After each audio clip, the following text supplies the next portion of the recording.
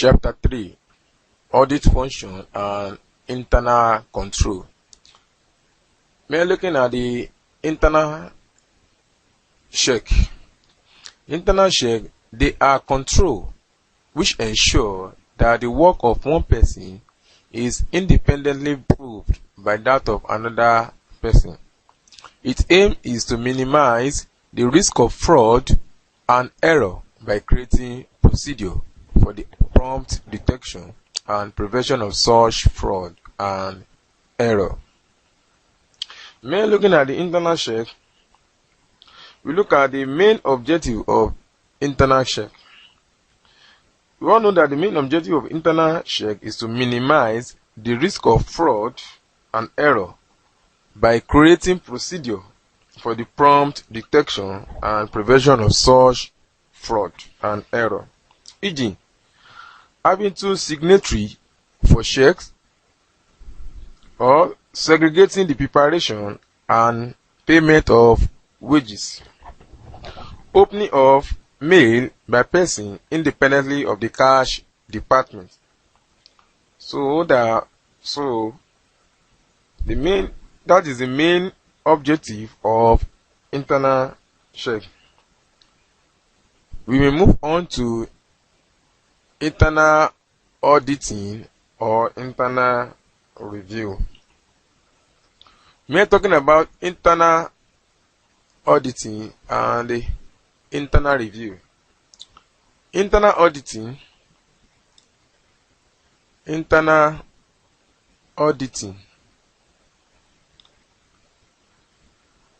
can be defined as an independent appraiser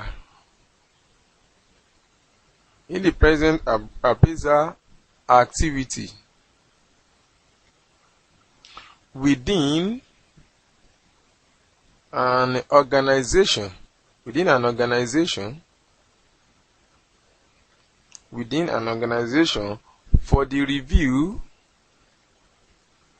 for the review of operation as a service to management. Internal auditing can be defined as an independent appraiser activities within an organization for the review of operation as a service to management. It is a management control which functions by measuring and evaluating the effectiveness of other control. The internal audit is thus an internal review, an appraisal of policies, plans, procedure, activities, and record of the organization by specially assigned staff called internal auditor. The internal audit serves to ensure that the organization internal control system is operating satisfactorily. The internal audit is a review of operation within a business by special assigned staff. It is fundamental that the internal audit functions are carried out by special assigned staff who form a separate department and are completely independent of the person whose work is subject to review.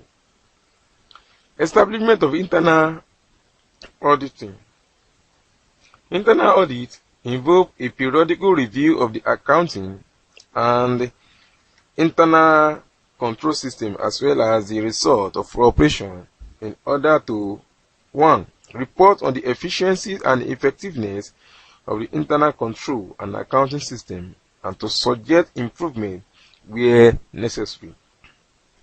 2. To report on result of operation, variation from plans and the reason thereof.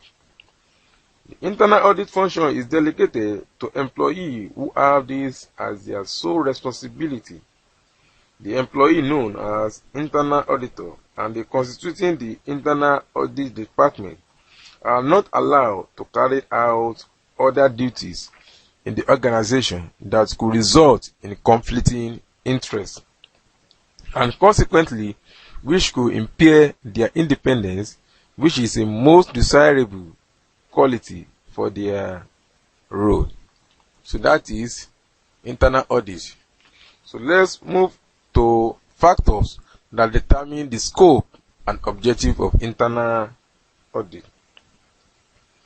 There are so many factors that determine the scope and objective of internal audit. Let's look at the number one, the management. The management. Since the internal audit is part of the management tools for control, their scope and objective are within the ambition or habit of the need of the management that set up that department. The second one is the size. The size and the nature. The size and the nature of the enterprise.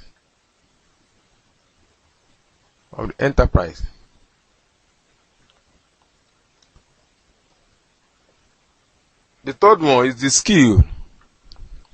The skills and the experience. The skills and experience of the internal auditor. And the fourth one is the size of the internal audit staff. So those are the factors that determine the scope and objective of internal audit. Let's move to internal auditor roles and scope of work. Basic function of the internal audit is to carry out schedule. So carry out schedule audit. Procedure in respect of the transaction of the enterprise and verification of procedure in respect of its assets and liability, and to ensure that the internal control system of the enterprise is operating satisfactorily. The main function of internal auditor include: 1. Review of the accounting system in the company. The second one is the review of the internal control system toward ensuring compliance. The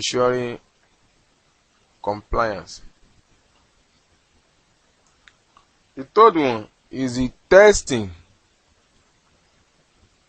of transaction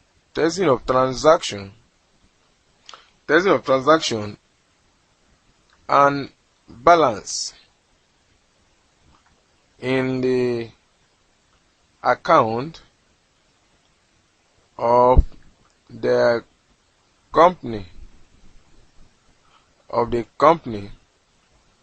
for accuracy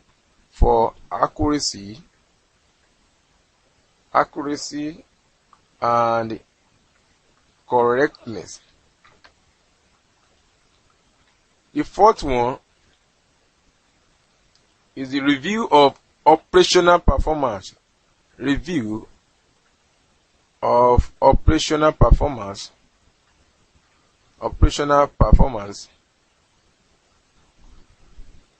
And the reporting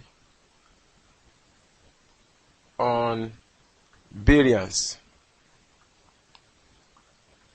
The fifth one is conduct of special investigation.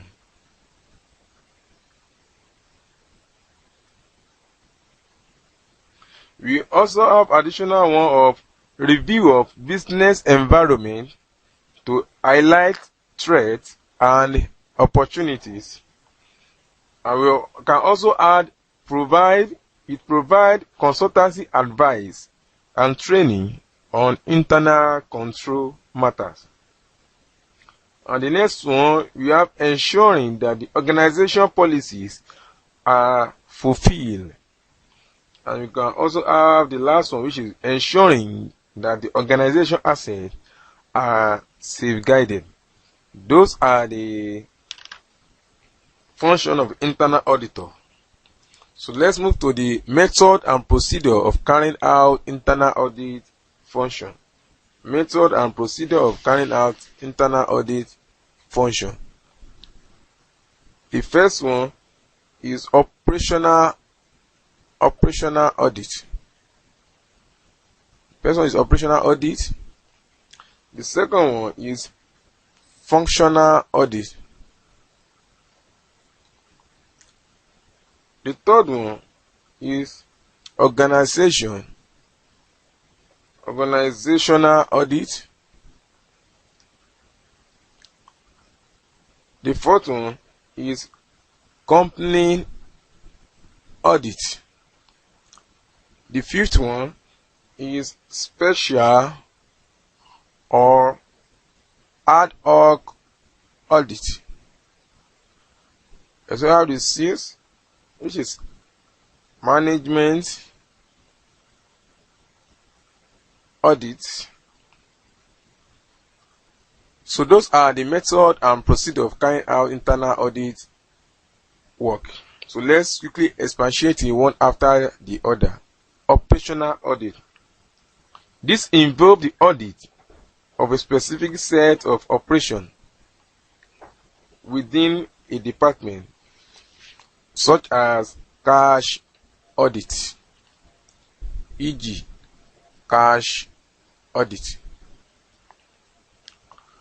So the second one, which is functional audit, you may look at this entail auditing a specific function in organization, e.g., sales ordering.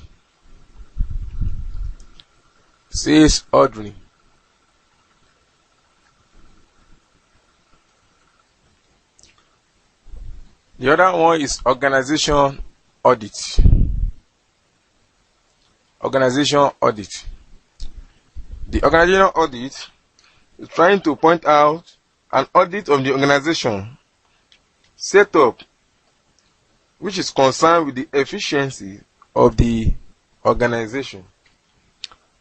The company audit is talking about an audit of a company within a group of companies if the audit is working in a large organization.